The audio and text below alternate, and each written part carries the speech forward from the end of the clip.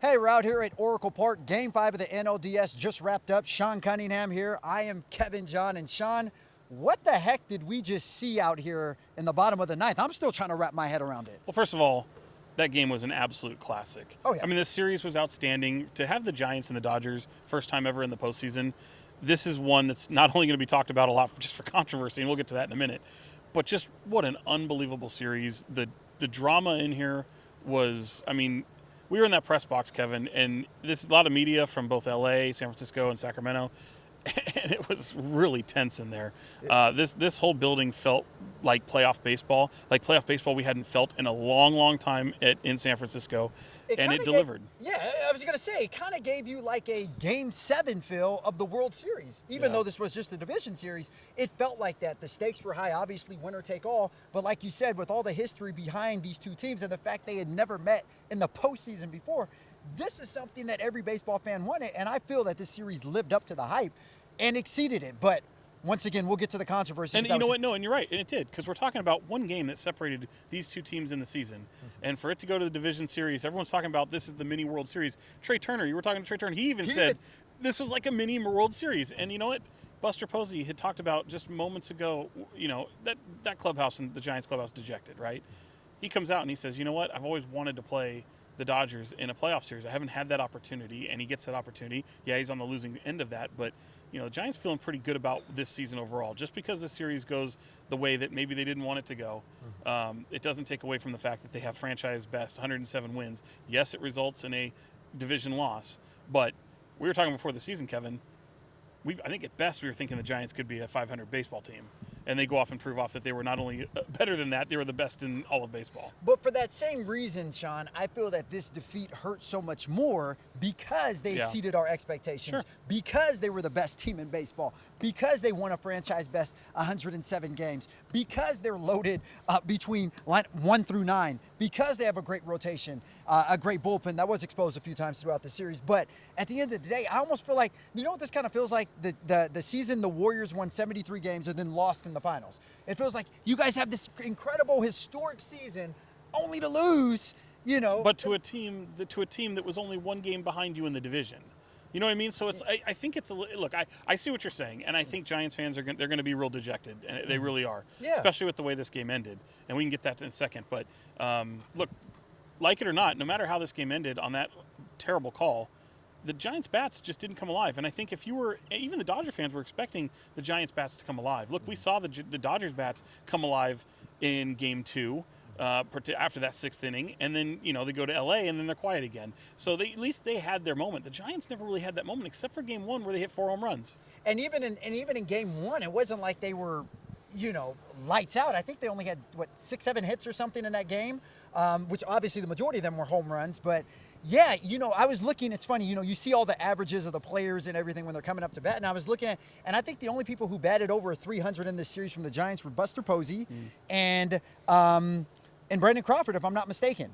So, you might be right. And other than that, nobody really Chris Bryant had some moments, but I will say this, look, I mean, the hottest hitter in this series was Mookie Betts. Oh, my God. And he was the only one that really brought what we were expecting. Look, this is what's great about the postseason. We were talking about Game 2, Game 3 in LA with Evan Longoria. He comes out, the former All-Star, just unbelievable player, and he's been slumping so bad. He's the difference maker in that game. We talk about Cody Bellinger. I mean, that guy he had been slumping horribly. Especially against the Giants. Only 2 hits all season long against the Giants. He's the difference maker in Game 2. What happened tonight in Game 5? He's the one that punches home the run. So, you know, postseason baseball is so funny. It's always the guys maybe you least expect as opposed to the guys you most expect. Mookie Betts, the guy you most expect. Cody Bellinger, no. But Logan Webb, again, we talked about him closing the door on the Padres to get into the division series. Absolutely sensational in Game 1, and I think he was even better tonight. Unbelievable poise from that kid from Rockland. Buster Posey spoke very, very highly of him, and that team is absolutely crushed that they wasted that opportunity. Absolutely. And another thing I just want to say, you know, for Logan to be 24 years old, we both spoke to him, I think it was on Media Day, workout day last Thursday, and just the fact that the moment, it was not too big for him. he did not allow nerves or jitters or, just being, for lack of better words, crap in his pants to get in the way of going out there on the mound and being sensational. And, he pitched like a seasoned veteran. You brought up Madison Bumgarner before, the Tim Lincecums of the world who have pitched sensational in the postseason. Mm-hmm. What we saw from Logan Webb tonight and in game one is reminiscent of that. No, it is. I mean, that game in game one, that was his postseason debut. Youngest pitcher. I mean, my goodness. I mean, he comes out and he looks like Tim Lincecum. Yeah. It was Lincecum-esque. And then he goes out, does what he does, comes out here again, and I'm wondering, okay, how the nerve's going to be. You think about all the features we did on him. His high school coaches, his mother, talking to Logan himself. We in the media hyped this kid so much. I'm like, man, we've doomed him for failure. He's going to bust. Yeah. And he delivered every single time, Kevin, and it's really impressive to see. He was filthy tonight. He had absolute great movement on his pitches. And you know what? Dave Roberts made some adjustments. He went to Urias late, who was the starting pitcher that really closed the book on the Giants in L.A., or in Game 2, I should say, here in San Francisco. And just, then you go to Scherzer out of the pen. And he comes in to close the door after the Dodgers go up in the ninth. And look, I know we're about to get to this controversy. Doug Eddings, the home plate umpire. I'm going to start with him before I rip this. Call him out, huh? He was terrible behind the plate tonight. He was absolutely awful behind the plate tonight. He's not even the one that cost him the game. Now, again, the final out of the game comes down to the first base umpire on a check swing from Wilmer Flores. You've got a runner on first. Granted, Justin Turner did them a favor dropping Chris Bryant's error. Dropping that grounder by Chris Bryant. But just an absolute awful taste to end a series like that. We were just talking to Jim Hill, the legend from L.A. I think he's a CBS station down in L.A. He's like, that it can't be that way. A series can't end like that, especially on a play that's just so bogus that way. That was absolute trash. I feel terrible for Giants fans, but you know what? No one in the Giants clubhouse is making excuses. They knew they lost opportunities by not getting. It's still Scherzer out there. They were not able to get any hits in this series, get any runs across the plate, and they really went cold. Two teams who were, the Giants led the league in home runs and driving runs in. You just didn't see it. You didn't see it in the series, so it didn't come down to that play. But for this series to end on that play was absolute garbage. I agree, and nothing ever comes down to one particular play. When you look at a full series, how many, there's so many things that go into it. But it's funny, you brought up Doug, the home plate umpire. Doug Eddings. While I was sitting in the press box, and in the press box you have a lot of baseball writers, experts, pundits, a lot of people. I spoke to many of them that said they had never saw officiating that horrible as far as the strike zone is concerned, as far as everything. I was literally in the press box listening to person after person complain about, so it's not just us that are talking about it. Pretty much every person and who even was here people tonight. On the LA side. They realized, and it was Jim was on the LA. He even said it was a bogus. And you talked about it. In game one, you saw Angel Hernandez. He's just, everyone knows just what a clown that guy is behind the plate. Yeah. We didn't have that tonight in terms of him, but Doug Eddings, to have those two paired in a playoff series is very questionable, especially for such a high-profile series like this. It's disappointing, and I don't want it to come off sour grapes. It might be too late for that already, but you can't blame the umpires. You could be sour about it. It was an absolute trash BS.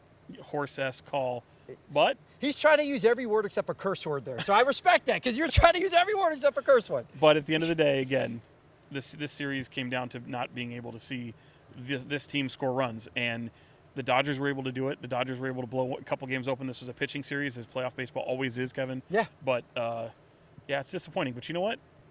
I hope this team needs to re-sign Chris Bryant. They've already got Brandon Crawford locked up again. See what happens with Brandon Belt. There's decisions to be made. Yeah. But there's a lot of young guys on that team that got that heartbreak, that sting tonight. And you know what?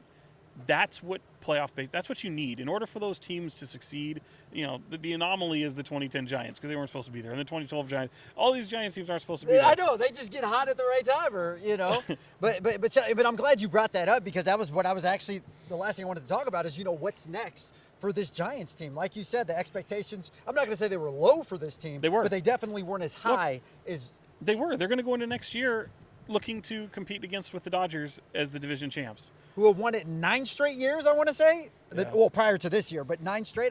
And the Dodgers, as you see, they just lock and reload. Right. You saw the acquisitions they got, the Trey Turners, the Max Scherzers, and even...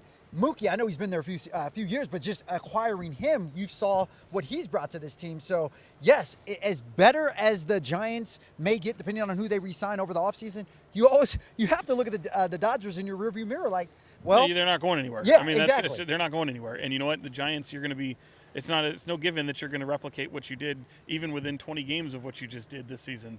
You know, but the hope is that you had that opportunity. You know what this feels like now. Now there's expectations that come along with it. And if Chris Bryant starts off the season in a Giants uniform, I think Giants fans will feel a lot happier about that. Absolutely. Chris Bryant with a huge home run in Game 1 of the NLDS. All right, before we wrap out of here, Sean, final thoughts. Final thoughts. Well, I said at the beginning of the season, I hated to be right as a Giants fan. My Giants-loving heart picking the Dodgers in the series. But as I started this season saying the Dodgers are the best team in baseball, they're going to win the World Series, I truly believe that. Now I'm going to root against them. But I truly believe that the Dodgers. Shade. I really believe the Dodgers are that good. They're going to win the World Series. The Dodgers were already good, and like you said, they added Trey Turner and Max Scherzer. Max Scherzer is unbelievable. They don't have Trevor Bauer. We know why. They don't have Clayton Kershaw. We know why. But they're still absolutely sensational, and they're still my pick to win the World Series, and I think I'm going to be right.